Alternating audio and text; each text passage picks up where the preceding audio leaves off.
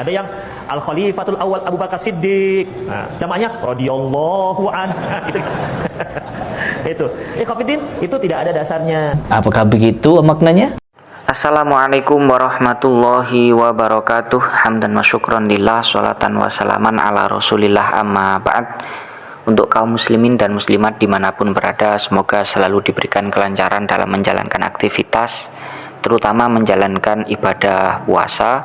Semoga diberikan kelancaran, kesemangatan, dan diterima oleh Allah Subhanahu wa Ta'ala. Amin Allahumma amin. Menjawab pertanyaan Ustadz di depan tadi, teman-teman ya, apakah ada dalil ataupun dasar mengenai bacaan di sela-sela sholat tarawih berupa at-tarodi atau yang biasa dibaca radhiyallahu anhu begitu tuh? Maka jawabannya memang tidak ada, teman-teman. Memang tidak ada. Jadi tidak ada dasar yang menjelaskan bahwa membaca tarodi di sela-sela salam antara sholat tarawih satu dengan yang lain itu sebuah kesunahan. Itu memang tidak ada dalil secara khusus yang membahas tentang itu, atau tidak ada dalil ataupun hadis secara khusus yang membahas hal itu. Tapi apakah langsung dihukumi bid'ah? Maka kita bahas, teman-teman ya. Ini di dalam kitab Bughyatul Mustarsyidin ada suatu pembahasan setelah iqomah dan adzan.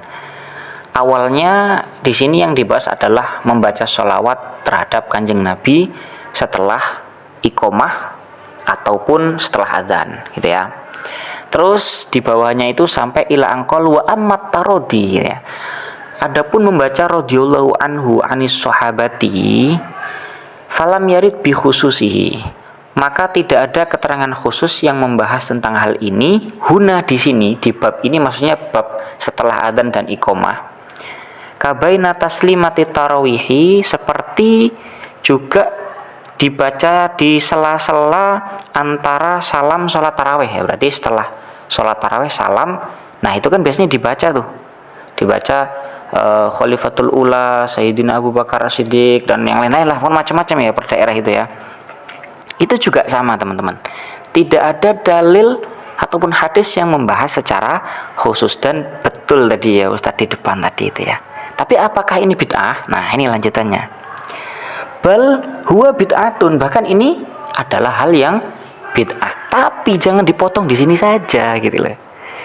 Ini bisa menjadi bid'ah apabila in utiya bihi yuqsadu annahu sunnatun fi hadzal mahal bi khususihi.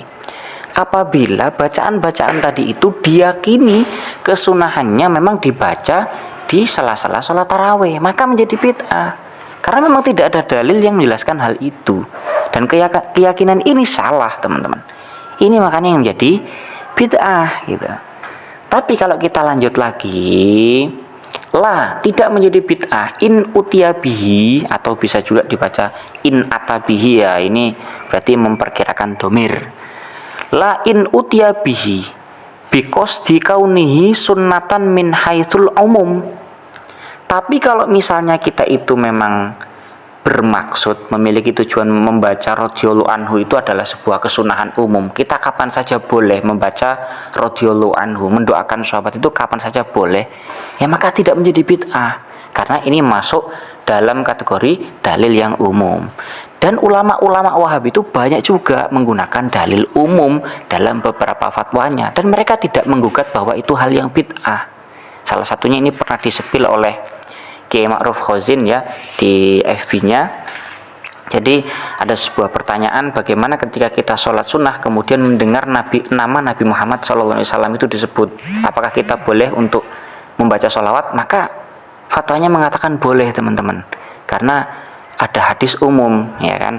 Jadi ada hadis yang sangat populer itu kan, jadi orang yang pelit itu adalah ketika disebut nama Nabi Muhammad SAW tapi tidak mau membacakan sholawat kepada beliau. Nah kan seperti itu ya. Dengan hadis yang umum ini ternyata ulama Wahabi juga menghukumi boleh kok sholawat. Padahal Kanjeng Nabi itu nggak pernah mengajarkan membaca sholawat di sholat sunnah gitu loh. Li ijma'il muslimina ala sanit taroti anhum, karena orang Islam semuanya sepakat membaca radhiyallahu anhum ataupun membacakan doa untuk para sahabat itu hukumnya sunnah berdasarkan dalil umum tadi. Wala'allal hikmata fit taroti, mungkin saja hikmahnya dalam membaca radhiyallahu anhum pada saat sholat taraweh tadi itu teman-teman, wa anil ulama wasulaha'i at-tanwihu bi uluwi sya'nihim. Mungkin saja hikmahnya dengan dibacakan radhiyallahu anhum itu kita menjadi sadar, kita diingatkan bahwa derajatnya para sahabat, derajatnya para orang-orang soleh, para ulama itu derajatnya sangat tinggi begitu loh. Jadi kita nggak suul adab begitu kepada para ulama. Wala'alal hikmata fit taroti anhum wa anil ulama iwasulahai at-tanwihu bi uluwi sa'nihim wa tanbihu bi idhami maqamihim.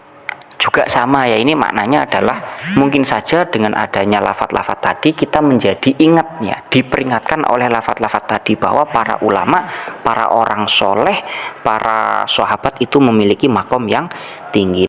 Dan saya juga yakin di masyarakat itu juga tidak meyakini bahwa membaca Bilal itu ya, nida itu hukumnya sunnah secara khusus di sholat tarawih itu tidak. Bahkan antar masjid satu dengan masjid yang lain itu bacaannya beda-beda, menunjukkan bahwa ini hanya menjadi penyemangat malahan begitu loh. Jadi kalau tarawih itu ada nidanya, kita menjadi lebih semangat. Kita seperti itu. Jadi nggak ada Ustaz orang yang meyakini bahwa membaca nida atau membaca Bilal itu di sela-sela sholat tarawih itu hukumnya sunnah secara khusus. Tidak ada. Ya ini hanya masuk sunnah secara umum. Jadi kesimpulannya ya nggak bid'ah begitu loh. Semoga bermanfaat. Wallahu a'lam bishawab.